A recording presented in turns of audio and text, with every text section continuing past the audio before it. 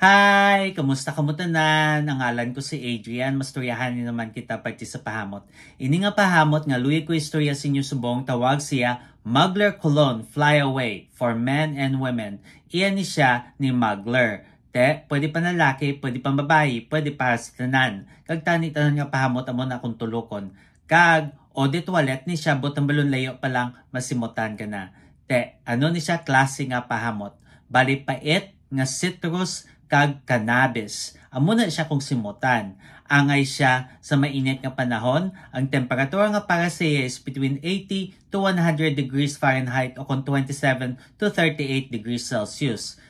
Ano ang iyang mga nota? Simple lang, duha lang ang iyang mga nota. Kag ang mga nota ay grapefruit kag cannabis. Ang suha, amo na siya ang pait nga citrus nga masimutan mo dayon sa sini nga pahamot. Tapos cannabis, may pagkausok nga higko nga maaslom nga nota.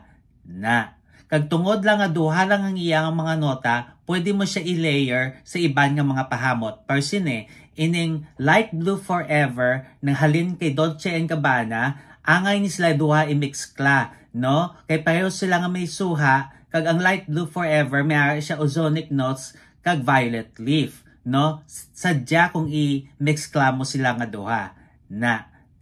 Kabay pa nga namian ka mo sini nga pahamot. Kag kung may ibang pa kung mga pahamot nga luyag istorya sa akon, ibilin lang sa comment section. So daso naman, bye-bye!